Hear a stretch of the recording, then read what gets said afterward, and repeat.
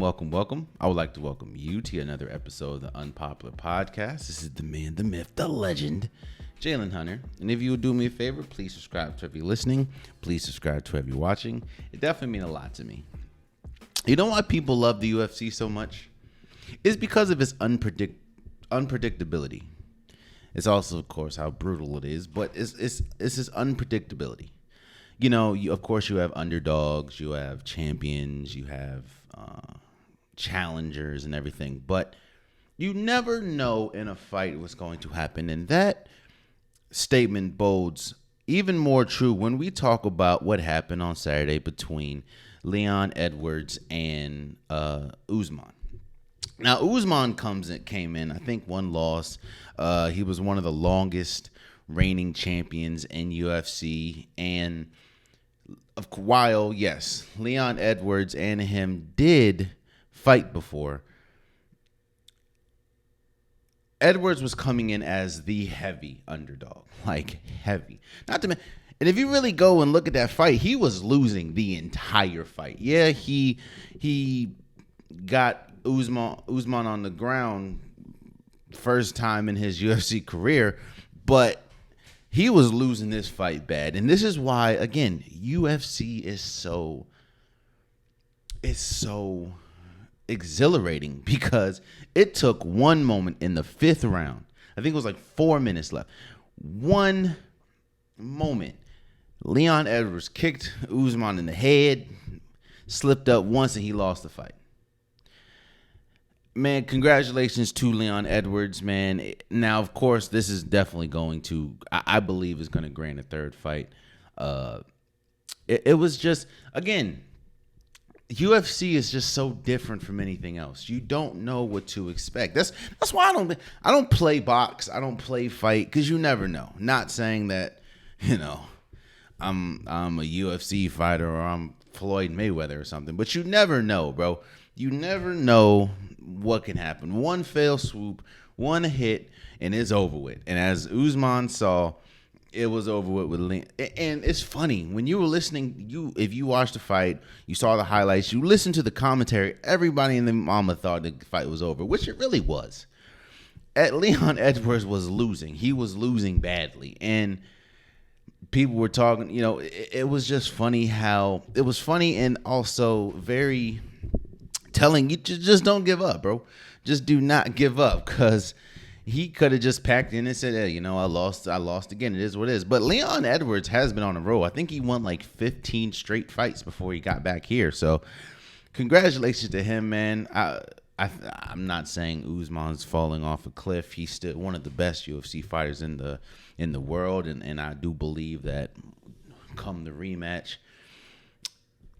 Edwards might lose. I don't know, but I do want to congratulate him for, you know, dethroning Usman for the time being and definitely beating him. It was an exhilarating fight, and, you know, it was so exhilarating it started the show today. So shouts out to you, Leon Edwards, for beating Usman, Kamaru Usman. So moving forward, I want to say happy birthday to Kobe Bryant. His birthday was yesterday, and of course, we know about the untimely passing of him, his daughter, and the other, you know, families that were on that helicopter that faithful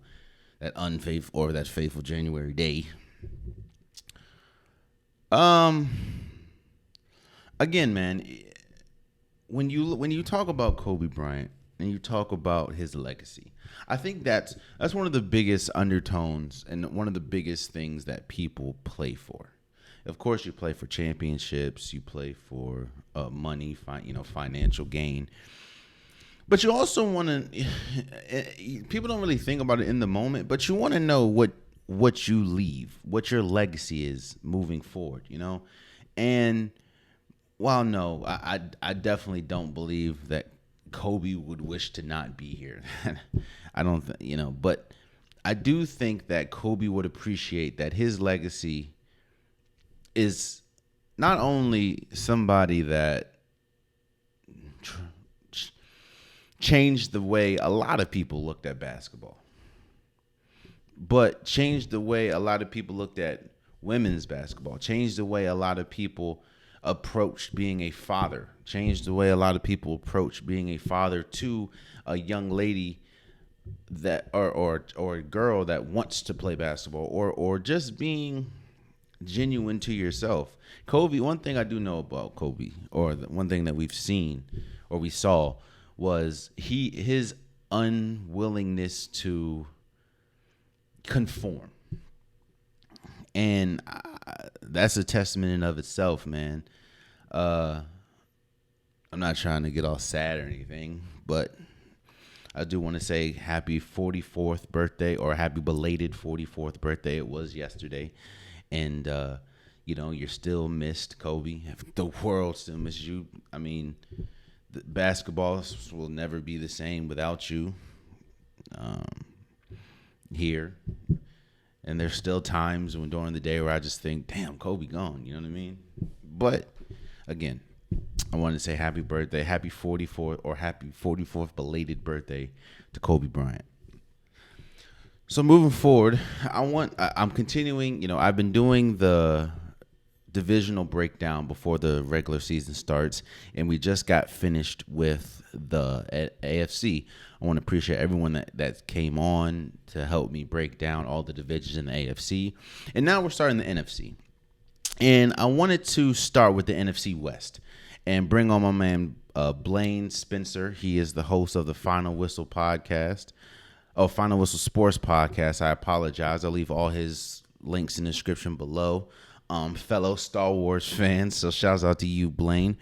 But I wanted to bring him on to talk about the NFC West, which of course is the 49ers, the Cardinals, the Seahawks, and the reigning champions, the LA Rams. And I wanted to see, we break down how this division looks drastically different than it did just 2 years ago, just 3 years ago. Again, I appreciate, I appreciate Blaine for coming on. And without further ado, here is our breakdown of the NFC West. So we're here talking about the NFC West. And this is actually a very interesting division at this point, because this division did not look like this just 2 years ago. Now, yes, everything changes, of course, but this division has seen a makeover of all makeovers. When I tell you before, and let me know if you agree, before we would argue, is the NFC West the best division in football? Now it looks more like a 2, maybe 3 team race. And let's start with the team that made the most drastic change, in my opinion, and that is the Seattle Seahawks. Okay. Let me ask you a question, because I'm starting to notice something. Is it just me, or does all of Pete Carroll's tenures go the same way? We're talking when you first get there, it's incredible. He's great. He's innovative. We remember USC. We remember Patriots. The Legion Patriots, the Legion of Boom. How national championships, Super Bowl, and then towards the end, it's like, yo, what is the teams look drastically different than when it starts. He looks old. He looks like he's not with the times. Am I the only person that notices that? No, I don't think I think you're on the right track, honestly. I think you're putting pieces together that's starting to it's starting to click, right? Yeah. And this was something that I don't think USC was his undoing. I think it had a lot to do with also the higher ups at USC. USC's been in shambles for a while, and I think they finally have figured it out post Pete Carroll now with Lincoln Riley, all that. Yeah. That's for another conversation, of course. But when it comes, there is writings on the wall where it connects. Yeah. He has that great run. He gets in the right pieces. He finds somebody at the quarterback position and at the skill positions where everything's thriving. And then it starts to teeter off. you heard rumors at USC that he was not seeing eye to eye with even with the higher ups or with the players, and that honestly led to him taking the Seattle opportunity. And it seems like that was the same case in the last couple of years, right? Mm-hmm. There's Russell Wilson will never confirm the story that we try to figure out whether or not him and Pete were seeing eye to eye, but it was starting to feel like that they were just on a huge disconnect, which led to Russell wanting out, and he didn't want to be a part of the rebuild, which surprises me why Pete is staying right now. Mm-hmm. I thought with Russell leaving that he would just say, all right, I'm content. I'll retire, or I'll look for another opportunity maybe in a year or two after taking a hiatus, what Sean Payton's doing. But no, you are on the right track. There are writings on the wall with how everything's connected, even with his short time in New England before he got into USC, right? Yeah. He had a year or two that it looked like he was heading in the right direction, and then everything fell apart. And I know he was younger at the time, but again, that was another issue of where there was the disconnect. Yeah. I think when you look at the Seattle Seahawks, man, they look like a team that's stuck in the past. They look like a team that thinks they can win one way, but isn't built that way. If that makes sense. Like you look at the team, and we know that they want to be a rugged, run the ball, pound it down their throats, defensive, rugged team. That's what he wants to be. But if you look at this team, hell, we don't know if Geno Smith or Drew Lock's going to be the quarterback. Chris Carson had to retire because of the neck problems. You don't really know what they're going to do. The offensive line is one of the worst, if not the worst in the NFL. Their defense really only has Jamal Adams. And Jamal Adams is a linebacker that can't play in run coverage for some reason. In pass coverage for some reason. Or safety. I'm sorry. He's a safety that can't play in pass coverage. He can't cover. He is a linebacker playing the safety. So it's like, this might be a hot take, but I think that when we look towards the end of the season, this Seattle Seahawks team will be the worst team in the NFL. Wow. Okay. No, that's a bold take. I explain that to me now, because I think there are a handful of teams that are way worse than where they're at right now. I've been saying this for most of my divisional breakdowns, and I said this mainly about the AFC West. This is a quarterback-driven league.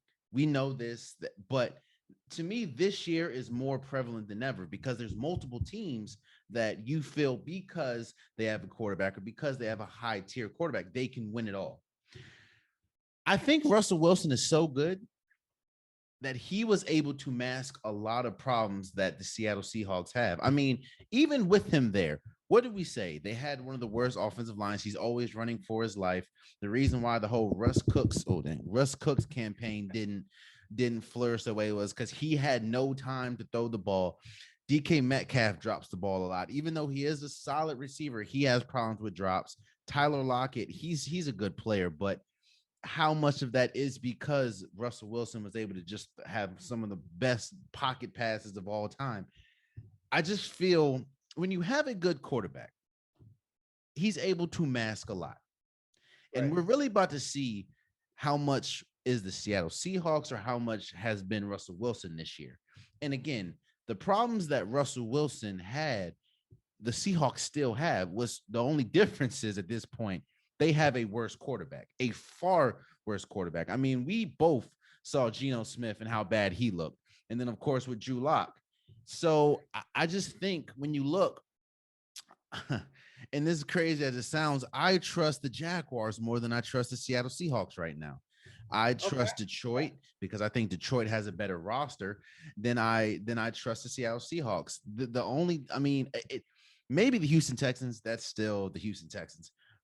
But even in that, I trust Mills before I trust Drew Lock or Geno Smith. So I just feel this team is on par, in my opinion, to have one of, if not the worst record in the league once we look up at the end of the season. And then that's when you're gonna, I think the well, is Pete Carroll? Was it more Pete Carroll, or was it more Russell Wilson, or is this Pete Carroll's last year? That's when I think that's going to start getting louder. That's my opinion. What do you think? So I don't. I see what you're saying, right? Especially with, I mean, what we're doing right now. I mean, if you guys did not watch the game last night on ESPN, Geno Smith was absolutely atrocious. Terrible. And don't get me wrong, I have the Chicago Bears being arguably the worst team in football, and they smacked around the Seattle Seahawks last night. So I don't know if that's an epitome of how bad the Seahawks are, or because of how much better that Chicago's second teamers are, right? Yeah. That's a little bit of a fluke there. I don't know if that's an outlier, but like for me personally, I've got Chicago, Atlanta. Oof, yeah. I even have I've got the Giants. I've got the Jets. And honestly, we're both Commanders fans. Yeah. We're honestly in that conversation as a top 5, top 6 draft pick this year, even though we've got one of the easier schedules. I have us better than Seattle. Yeah. I have them in about the 5 or 6 slot, arguably right now. And I think honestly, like, I know we're not trying to talk about like Seattle too in depth because with how bad they're going to be this year. I think honestly, Drew Lock catching COVID actually helped his chance to become the starter. That's how bad Geno was last night, right? And the team as a whole. Drew Lock, honestly, we all thought that maybe him getting COVID was going to make it a one-sided affair. I think it made it a one-sided affair in his favor now because of how bad it looked. Yeah. And I don't mean to cut you off if I did. No, you're good. Even when you look at those teams, I understand the Bears. I understand. I agree with most of those teams are going to be bad. But outside of a few, I trust their quarterbacks more than I trust the Seattle Seahawks quarterback. Like, I agree with that. And I trust, even though I trust Marcus Mariota before I trust Geno Smith or Drew Lock. Right. Daniel Jones, I don't know. I've seen the best of them. Tyrod Taylor is going to be the starter for the New York Giants. Yeah, and I trust Tyrod Taylor. So it's just, there's just a lot of question marks. And to me, not only are there a lot of question marks, there's a lot of bad with the Seattle Seahawks team. And while I may be going on a limb and saying that they'll be the worst, I do think they'll be bottom tier.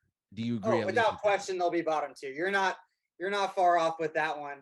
The one thing that I'm going to give Seattle the benefit of the doubt here is because I think the fan base is going to win them a couple games, right? Because I think they have the best home base in football because there ain't much out there in Seattle and they show up and show out when it's Seahawks, even if it's Seattle Storm and Seattle Sounders, right? They've got the 3 teams there, but their places are electric. I don't think there's much like it. I think off topic again, why they're going to have the Supersonics will eventually be back in Seattle at some point because of that home base. But again, they have holes everywhere. You're not wrong there. They've got offensive line issues. I think their defense, for them to win games, they're going to have to score points. For real. And I don't know where they'll get them from. Then you don't know where exactly. And in that trade, Noah Fant, he's going to have to be a focal point. Yeah. DK gets paid. I want to get your take on this, actually. DK getting paid, is that more of a focal point of them filling seats and not trying to let go their focal point of their franchise now, even though arguably a wide receiver is not supposed to be the focal point of a team in a franchise as that star player? I think they have 2 solid wide receivers, but again, the question mark, how are they going to get the ball? I think not only is it to fill seats, I think currently it's to fill seats, but right. I think when you look towards the end of the extension, they're hoping that they have a quarterback that is not Geno Smith nor Drew Lock, that has at least someone that they feel is a top tier wide receiver. Again, it goes back, and I've said this multiple times on all these divisional breakdowns that I've done. When you look at some of the best quarterbacks in the league, one thing that they have in common, or some of the quarterbacks that have made the biggest jumps, they have had something in common. They have a number 1 wide receiver.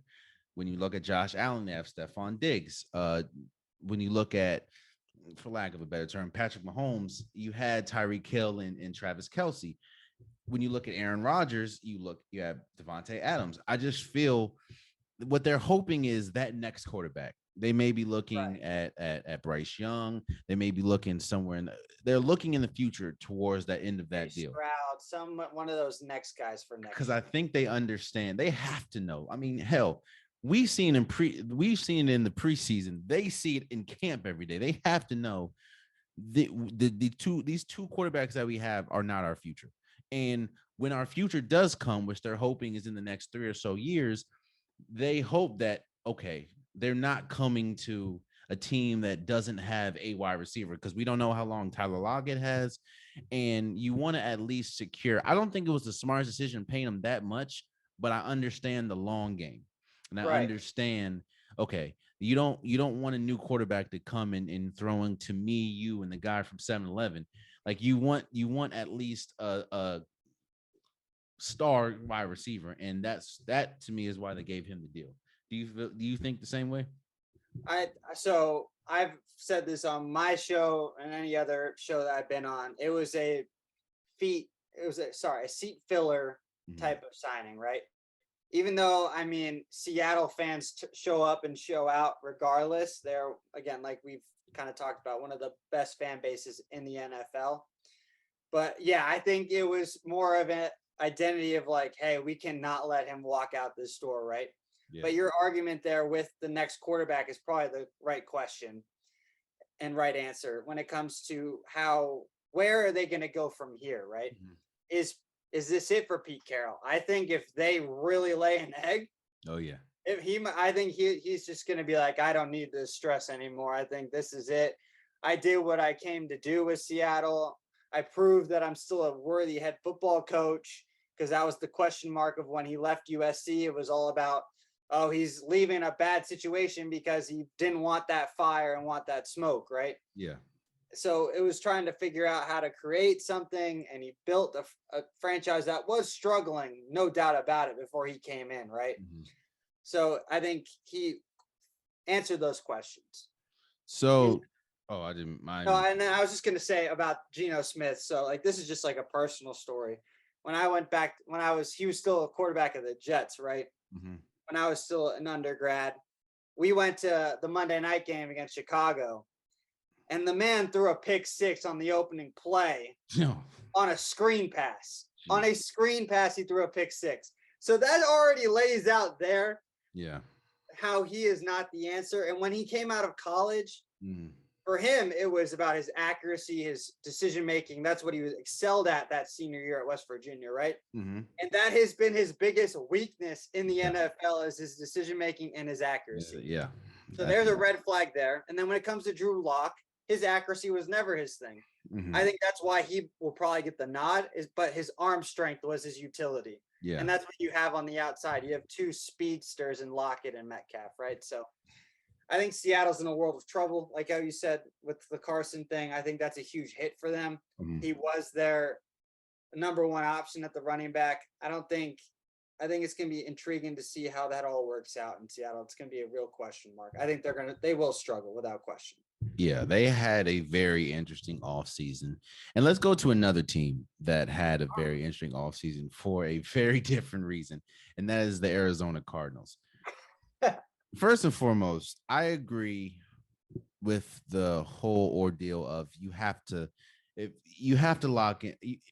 We remember what the Cardinals look like without Kyler Murray. We remember, and they look drastically better with him than they do without, even though they may not have the success that they're looking for so far. Quarterbacks like Kyler Murray do not come, by the dozen. However, when you put in a contract that you're pretty much mandating him to have to do independent film study, away from video games, away from, for 4 hours a week, not 4 hours a day, 4 hours a week. And then you sign that contract. That means two things, in my opinion. One, that means on the team side, I think that and I'll get your opinion on it. That proves a lot to me.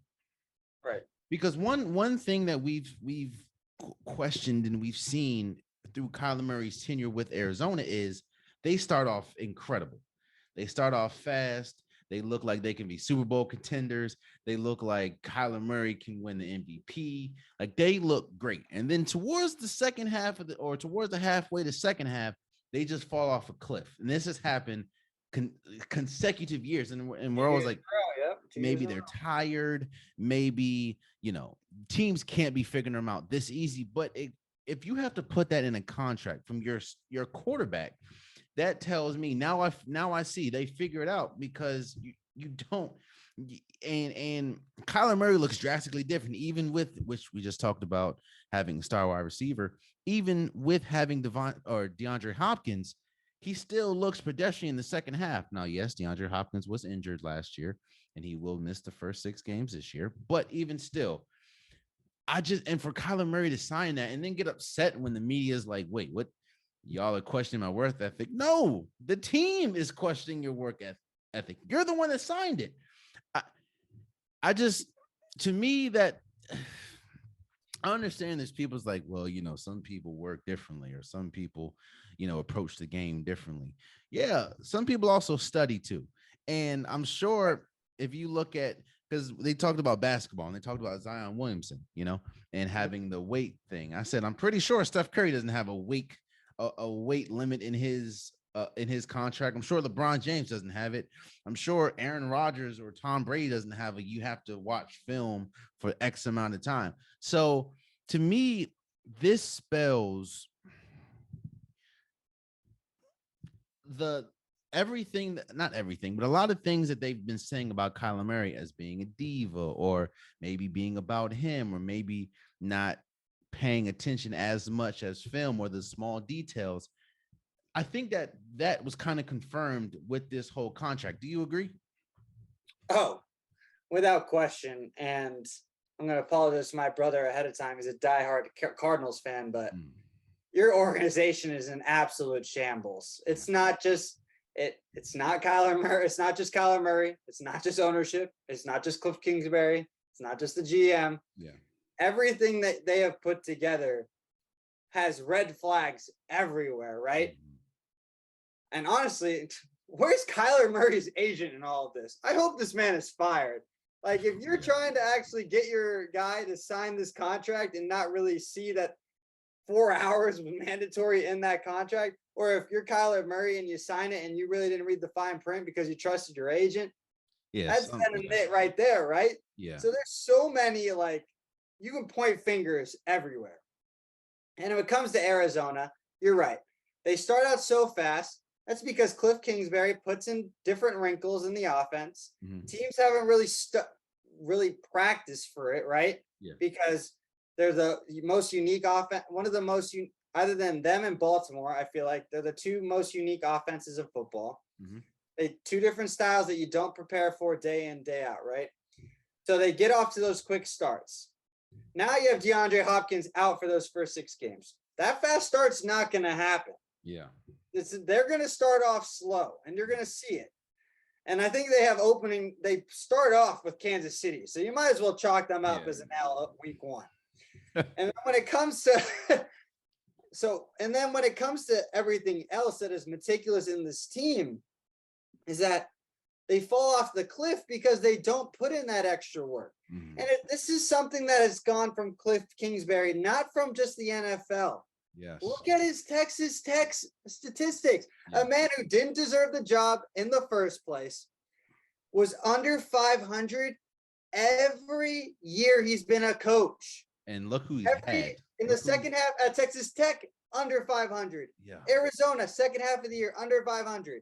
He didn't have a winning record in college as a coach, and he got the Arizona job. But that's for a discussion for another day, right? Because we're focusing on Arizona.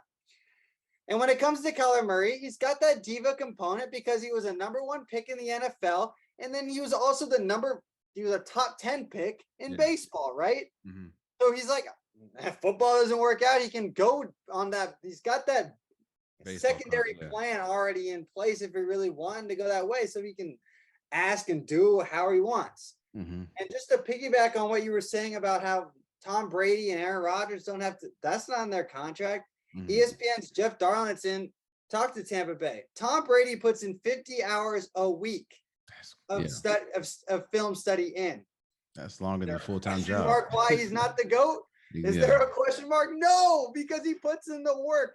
And that's why he's the smartest quarterback on the football field, because he's already knows what the defense is running before they even know what they're going to run. Yeah. I think last year there was a lot of things that aren't going to be, I don't think it's going to be duplicated this year. Like, I don't think, Christian Kirk, that's clearly not Christian Kirk's gone. Kirk's gone. I don't think James Conner's going to have the breakout year that he had last year. No. I don't think, Chase Edmonds, it's just, and of course, Devontae Adams, he's gone for 6 games. So I just think we saw the last time we saw them, they didn't look good. And while they were atrocious in that playoff game. Atrocious. And I think that the things that there's still question marks. I feel like sometimes I'm on a lone island, but I still have question marks about Matt LaFleur. If he's a good coach, or is it more, well, you have Aaron Rodgers, like that's Aaron Rodgers. Look at the numbers before he got that job, man. He was bottom of the league. Yes, and now I look at Kingsbury, and I'm thinking to myself, yo, maybe you are what your record says. You're a below average coach in college, and you're a revolutionary offense until teams figure out. Then you don't really have a second punch. And I think I agree with you, man. There's a lot of red flags everywhere when we talk about the Arizona Cardinals. I don't see them. Again, a lot of anomalies happened last year for this team in the first half of the season, and I don't see that happening again. I don't see Kyler Murray getting off to the start that he did, or this team, like I said, James Conner, or even though the defense did get better, JJ Watt's going to get healthy, but how much more JJ Watt do we have? Chandler Jones is gone. Chandler Jones is gone. You do have Budda Baker, and he's one of the best the safeties in the league. But again, it's just I don't see this team. I see this team as a good team, but I don't see this team as a team that can really vie for a Super Bowl. You know what I mean? No, they're nowhere near that. And when you have the payroll that they have, when you pay your quarterback as much as they're paying him, you would hope that you're part of that, part of that group. And to me, they're a good middle of the pack team. They're kind of, in my opinion, they're kind of in the same boat as the Minnesota Vikings. You're a good middle of the pack team, and you may make some noise towards the end of the season, but I don't see them winning a Super Bowl. A team that I do want to, I'm a little weird. I have some question marks, but the question mark's really only one, and that is the 49ers. And is Trey Lance ready to be the starting quarterback? It's here now. Yes, Jimmy Garoppolo technically is still on the team, but that's not going to be for long. What do you think the season is going to look like for? In fact, let me ask you this: what is your ceiling if everything works out for Trey Lance? What is your ceiling for the 49ers? Ceiling for the 49ers this year. So I have them in the playoffs. Okay, I've got them in. I think they can maybe steal a game. That's it. I've got them out in the divisional round if they can get there. I know a lot of people are high on the Niners, thinking that with Trey Lance, I think they'll take them to new heights. Yeah. But there's so many question marks with Trey Lance. The man has started 3 games, and I think in 2 years since college. Yeah. Well, he got that showcase, and then I think he got 2 starts last year. Yeah. So he got 3 games. 3, yeah. And since a full season of football, there's not enough starts to warrant. That gives you enough data for me personally to warrant that they're going to be there. Yeah. Don't get me wrong. He fits Kyle Shanahan's offense to a T. Yeah. I think for me personally, I'd probably go with Garoppolo because he's the known commodity, and he's gotten you to an NFC Championship game, and he's gotten you to a Super Bowl. Mm-hmm. And I think why you're going with Trey Lance is because Jimmy Garoppolo probably won't win you a Super Bowl, right? Yes. That's why you go to Lance. You spent all the capital to move up and get him. And now while he's on a rookie deal, you have to see what you have, right? Mm-hmm. There's no other ifs, ands, or buts. When you have a quarterback on a rookie deal, you got to play him as much as possible nowadays in this new system of the NFL. So I think he's going to be solid. I don't think he's going to be a superstar in the making, right? But what you have is you got a star-studded cast in the backfield. You've got 3 legit running backs that could arguably be number ones anywhere else. Mm-hmm. You've got Debo coming back with that contract. You've got George Kittle. So all you have to do is get your playmakers the ball, and they're going to do the rest for you. It's just how Jimmy Garoppolo was successful. Now you add in a man who's got better arm strength, more athleticism. And the last time Kyle Shanahan had an athletic quarterback, it was RG3, right? Yeah. And what did RG3 do? He was rookie of the year that year. Exactly. So you're going to get some upside out of Trey Lance. I don't see them as high as everyone else does. That like people see him like in the NFC Championship game again or the Super Bowl, but I do see plenty of upside in San Fran without question. So I'm talking. Yes, I agree with what you're saying, but my ceiling actually is the NFC Championship, and not because of Trey Lance, but because of. Actually, let me talk myself through this. Okay. Because one of the biggest things that we've said, even with Jimmy G, was this is a Super Bowl caliber roster. It's just they need that quarterback to get them over the hump. I mean, when you have George Kittle, you have Debo Samuels, you have Nick Bosa, you have some Warner. Yeah, that is a Super Bowl caliber roster. And unlike the DK signing, I think Debo Samuel is strictly for Trey Lance. You do not want to bring Trey Lance into now. Yes, Brandon Ayuk is good, but he's not Debo Samuels. And I think they did that solely for Trey Lance. But I may agree with you. Maybe sneak into the playoffs. Now I'm not really thinking about it because take a deep dive, bro. Think it through. Yeah, because when we talk about Trey Lance, what are his issues? Inaccuracy and some of his decision making. What was Jimmy Garoppolo's problems? A little bit of inaccuracy and some of the decision making. We always said Jimmy Garoppolo is going to throw one up there. It's just up to you to get it. Now, I do think Trey Lance, of course, is a better, more athletic. I think he has a better arm. But again, he has played 3-4 games. If we talk about the preseason, 4 games in like 3 years. So, yeah, I agree with you. I agree with you with that. I think you have talked me out of it, man. I think you have talked me out of it. So, I guess I'll ask you. Do you think Kyle Shanahan is? Do you think Kyle Shanahan is the best coach in the NFL right now? All right. So it's a great question. I honestly would put him as one of the greatest offensive minds. Okay. I wouldn't say he's one of the greatest coaches in football, right? Mm-hmm. I think offensively speaking, I think he might be the top guy when it comes to creativity. I mean, he calls his own plays. And you could probably put him against Sean McVay, put him against trying to think who else is offensive-minded head coaches. I mean, we could put LaFleur in that conversation, but we both just discussed that. Be like, is that just Aaron Rodgers? You know what I mean? So I don't know if he's one of the best head coaches in football as a whole. Mm-hmm. I think he's probably in that. I would probably put him in that top 10 conversation without question. But I think offensively speaking, he is one of the best minds. Yeah, his creativity, the way he uses his players to the best of their abilities. Like, I don't think anybody really thought that Debo Samuel was going to be used as a running back, right? Yeah. And he made sure, regardless because it was injuries or whatnot, and he made sure that, as my lights go out, so this is just great in my office.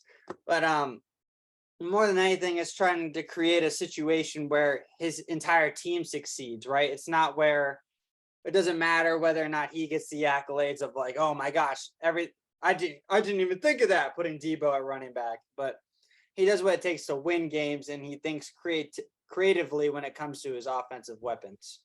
So we know this team is loaded. We know this team is loaded on both sides of the ball. We talked about our expectations. What do you think their expectations are for the season? Like, what do you think a successful season for the 49ers looks like to them? Do you think that they have championship or bust this year? Or what is a successful season in your opinion? What do you think they think a successful season is? It's got to be the Super Bowl, I think.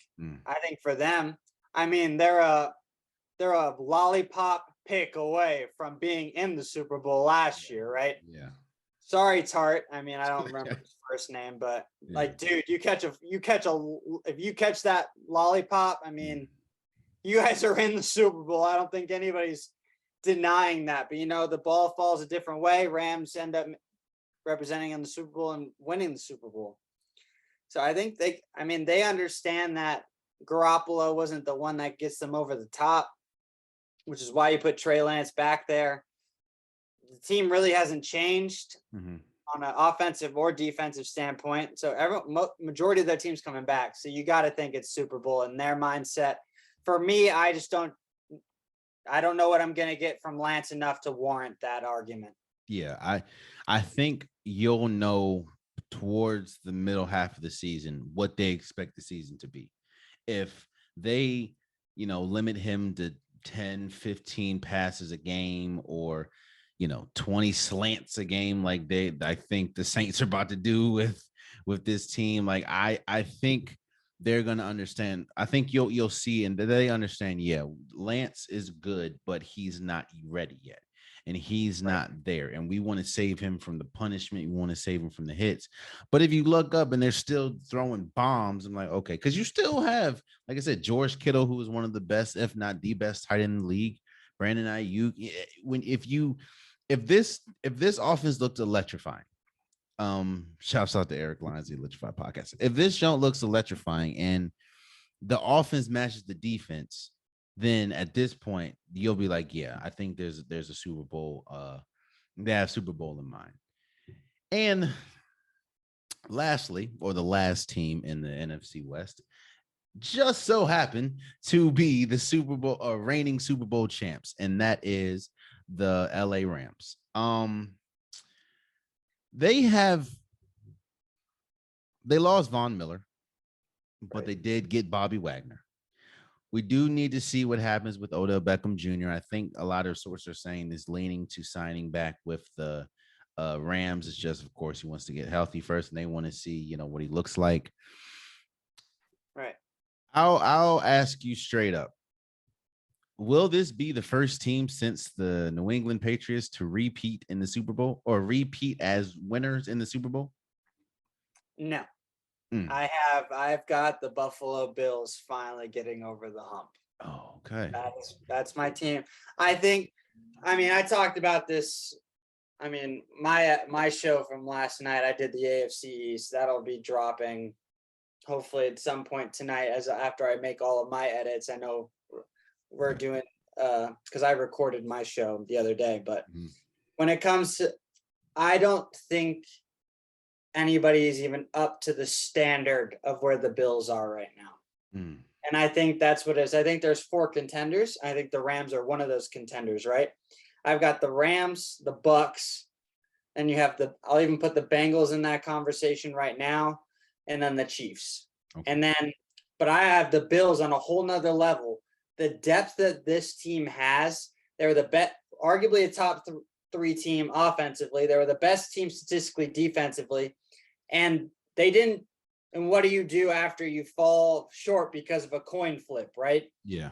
You double down on basically every position. They've got 2 of everything. It is absolutely ridiculous how deep this team is. Yeah. And I think that has put them into another stratosphere in comparison to everyone else, which is why I have the Rams on the outside looking in right now. I have the Rams in the NFC Championship game. I think Tom Brady gets his revenge. That's what I have right now. And Tom Brady's the representing the NFC in the Super Bowl. Just because when we talk Super Bowl, Tom Brady has to be in that conversation because the numbers don't lie, right? Yeah. So, but I do not have the Rams there.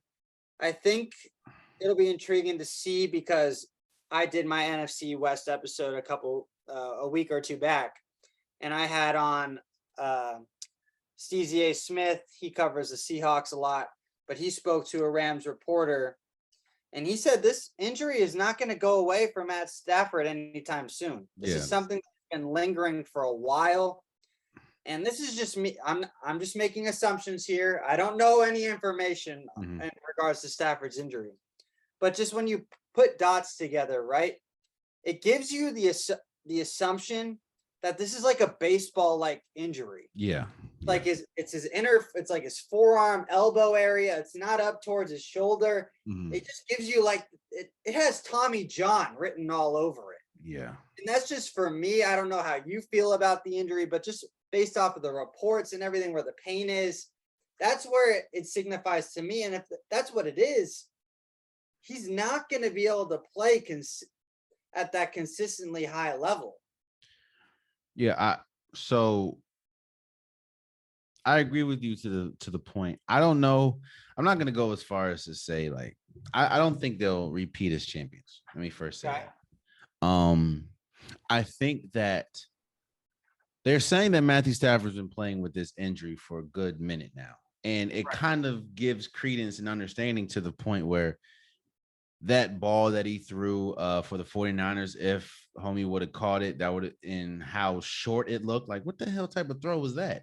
Or the interception, I think the second half of the beginning drive of the second half of the Super Bowl, and it was like, that was the most underthrown ball of it. Now, yes, it was a pass interference, but it was still one of the most underthrown balls I've ever seen. I'm like, yo, what is going on? And so now I'm starting to attribute that maybe that was the injury. Maybe, there's times when he just can't get that velocity or can't get that depth. I think that when I look at the NFC as a whole, I don't roster wise, yes, there are teams that are up there, but I do think when you have arguably the best player in football in Aaron Donald, when you have arguably one of the best wide receivers in the league in Cooper Kupp, you get Allen Robinson, which I think was a huge acquisition, seeing as though you lost Robert Wood and you possibly could lose Odell Beckham Jr. Tyler Higbee, he's coming back. I think Bobby Wagner, I think he's going to play the Von Miller role. They're not going to expect him to be the Bobby Wagner of Seattle the entire season, but in big moments like Von Miller was able to do for them in the playoffs, I could see them getting back to the Super Bowl. Now, winning is a different thing. I agree with you. I think that I'm not going to say far and above, but roster-wise, yes, the Bills are far and above better. I do think that there is something to be had when somebody continues to have your number. I'm not saying that the Chiefs are just going to just wipe the floor with them, but it's been what, 3 years now, 2 years in a row now. It's just like the same way outside of the coin flip. But here's my question to you.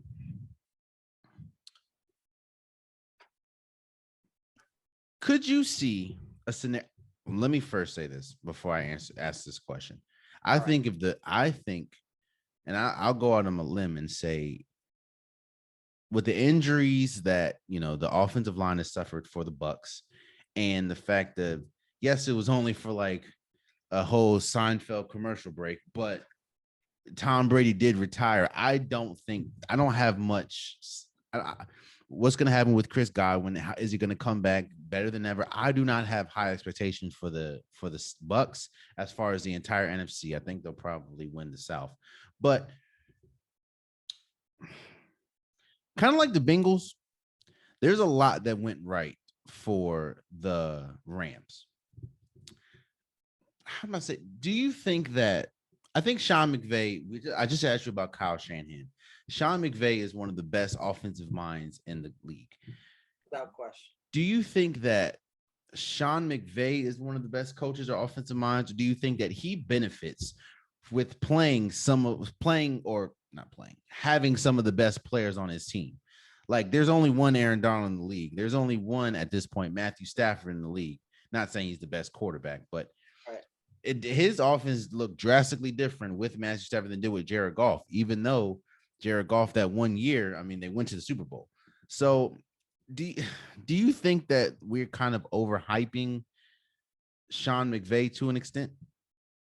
I don't think so. I think he is now warranted the accolade, because I know these last couple of years after them reaching the Super Bowl with Goff, he warranted the criticism, right? Yeah. You didn't think he wasn't making the creative adjustments like we thought he would. We all thought there was going to be a different wrinkle each year with them, and just the offense was going to continue to explode after once they made that Super Bowl run. And you haven't seen that, right? Yeah. They had a little bit more of a dip. The team struggled on both sides of the ball. I think defensively they struggled because the offense really couldn't stay on the field. And Goff was a lot more turnover prone than what he was that year that they made it to the Super Bowl. Yeah. It became more of a game manager situation. And then, I mean, you have to give him the credit because he warranted the decision to the front office. Jared Goff is not going to cut it. I get it. We paid him all this money. If you give me an upgrade at the quarterback position, we will get to the promised land. And what does he do? You make that deal for Matt Stafford. He backs up his word. I think the issue with how comparing Goff to Stafford, I didn't see he did make a couple different changes offensively, but it wasn't much, right? It was just more of an upgrade at the quarterback position. The offense really didn't change much. I know you brought in Odell Beckham last year, but he really didn't play that many games. If you really look deep into it, he played a couple of games in the regular season. Then he made that run in the postseason. Then he got hurt. So I think more than anything, he is one of the better offensive minds. I think it just hurts because, I mean, as a Washington fan, again, I always loop in Washington because we had Shanahan, we had McVay, we had all these offensive minds on our staff, and we just O'Connell couldn't let them go. Yeah. So I think he backed his word, right? Because if he didn't produce with Stafford, it was going to be the indication of saying, all right, now you have to start thinking, was it just a fluke? Yeah. Right? Because that's where you're starting to look at with Dallas and Kellen Moore, right? He's starting to have those exact same question marks. You think he's an offensive genius, the next big thing. And then they struggle in critical moments with creativity and offensive play. So now it's Kellen Moore's turn on the clock. True. So I don't know how you feel about it, but I think he is one of the better offensive minds. I think he needs the correct pieces. I think you're right. Allen Robinson is actually an upgrade in comparison to Robert Woods as a wide receiver too. Yeah. I know he doesn't fit the scheme that what Robert Woods did as the slot receiver, but I do think he's an upgrade.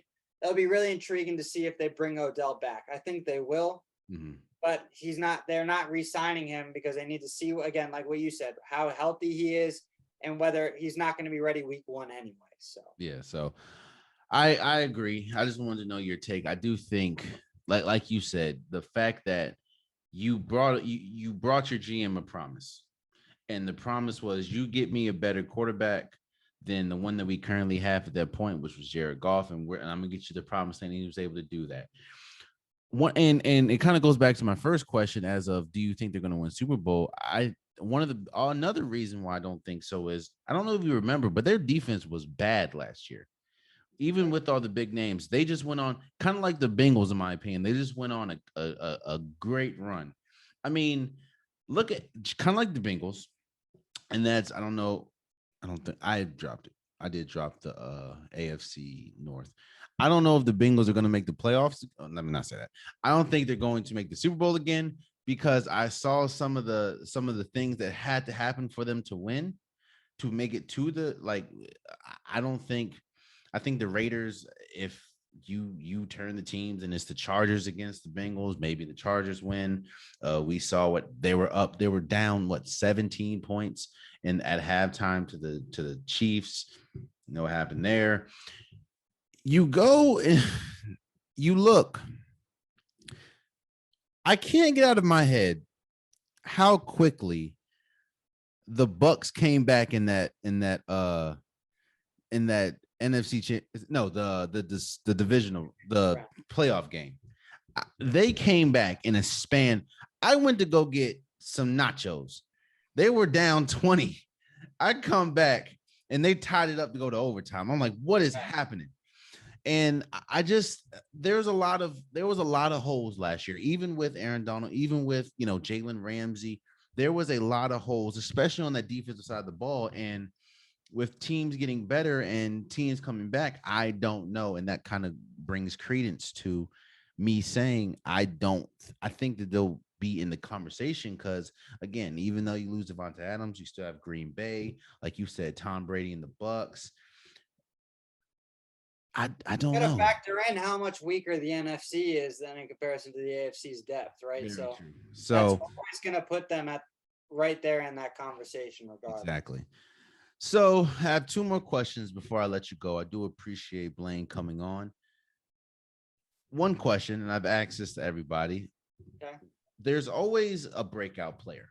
Maybe not a player that we expected, maybe not a star player. Like clearly it's not going to be Kyler Murray, but there's always a breakout player that you didn't see coming. I'll answer it first to give you some time to think. Okay. Who is your breakout player that you think could define the NFC West this season? And I'll give mine so you can think. I think it's going to be Allen Robinson. Okay. We talked about him. I think, to me, what we saw in Chicago these last 2 years was more of the Chicago than Allen Robinson. There was talk to say he could be one of the top wide receivers, not the top, but one of the top wide receivers in the league. That's how good he is at his peak. Now you put him in a system. While yes, he doesn't really fit exactly how Robert Woods was. You put him in a system next to a player, and you see what this system is doing for Cooper Kupp. I think if you have a number two, it's kind of like the Vikings. When you have a number two as good as Thielen, that's like, come on now.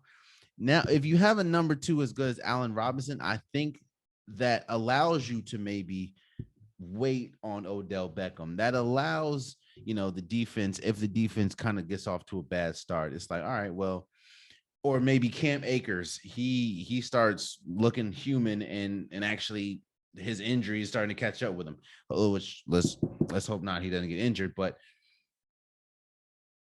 that I think Allen Robinson is going to be huge. And I also think that because the outside of the 49ers team, I think that the Rams is the only team in this division, in my opinion, that are actually capable of not only making a deep playoff run, but actually making it to the Super Bowl and could possibly win. But I think that Allen Robinson is going to be a huge part to that. So my breakout player is Allen Robinson. Okay, I like it. I like Allen Robinson. I think it fits, especially I think, again, that's all going to be contingent upon Stafford's health and his arm. Mm-hmm. But I can't believe I'm going to say this, but I'm going to go with an Arizona Cardinal as a breakout player, and it's not going to be Kyler Murray. I think it's going to be Rondale Moore. Oh, yeah. He's going to be a wide receiver. He's a wide receiver. He came out of Purdue. He was a very successful rookie last year. I'm never going to live this down. My brother's going to be having this like on his like pedestal like that. I've acknowledged the Arizona Cardinals, but like last year, right? 64 targets, 54 catches. He's a utility type player. Yeah. He can get touches in every type of way. You can use him as a running back. You can use him as a slot. You can put him on the outside. He's got speed to burn, and he's more of a load than people actually realize. Like if you go back and watch his college highlights, like what he did to Ohio State in that game, criminal. He disrespected Ohio State. He put everybody on notice. I think he's going to get up to 100 targets, especially with DeAndre Hopkins out those first 6 games. Yeah. Marquise Brown, he was just with that arrest now. You don't know what you're going to get, especially if he's going to be able to be available now. Yeah. And, Rondale Moore now has to be that focal point, and Kyler Murray's got to show up and show out if this team wants to compete this year. Yeah. And with Arizona, the way they win games is that they win in shootouts, right? So I think Rondale Moore's going to get plenty of targets, especially in early on. I think he's gonna raise some eyebrows. I don't think he's gonna be like a Pro Bowler or whatnot, but like he's gonna be. Don't be surprised if he gets 800, 900 yards, easily over 1,000 scrimmage yards, because he can also kick return and punt return too.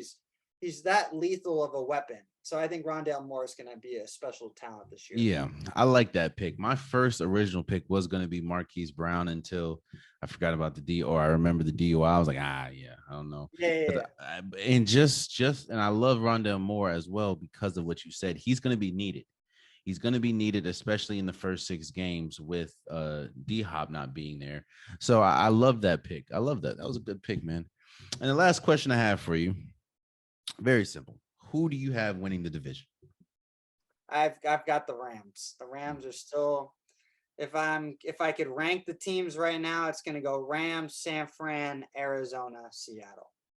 I think San Fran's in the playoffs. I think the Arizona Cardinals are going to be teetering for that last spot, maybe on the outside looking in. That's where I have them right now. And then again, like we said, we know Seattle's going to struggle. I have the Rams probably. I don't think they're going to be overly concerned this year with the regular season, knowing that the division's not as difficult as it usually has been in recent years. I think they're going to rest Stafford every once in a while because to make sure that arm's healthy. I don't think they're going to try and not shut him down.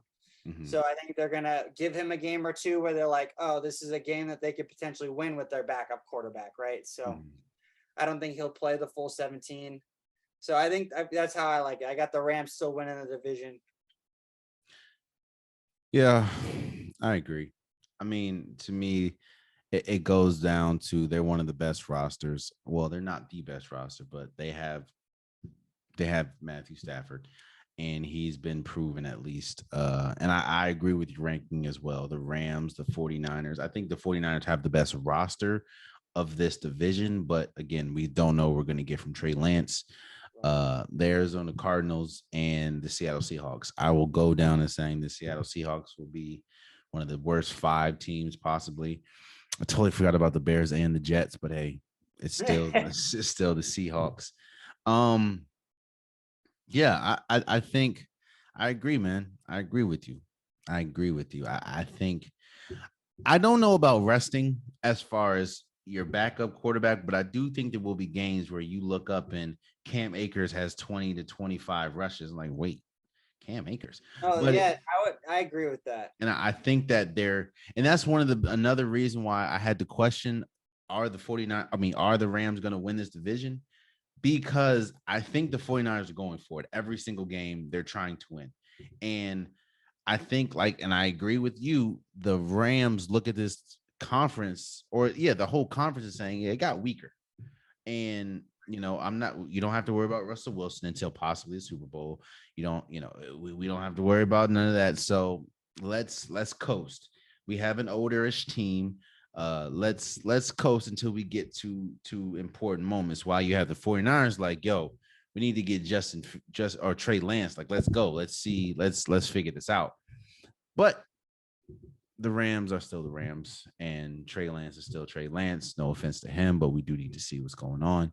So I agree with you. The Rams, the 49ers, the Arizona Cardinals. We talked about all the red flags everywhere for that team. And then the red flag that is the Seattle Seahawks. So again, I want to thank Blaine for coming on. I will leave all his links and stuff in the description below. I appreciate you, my guy. Before I go, I want to get a little personal real quick. Oh, fuck. Hold on.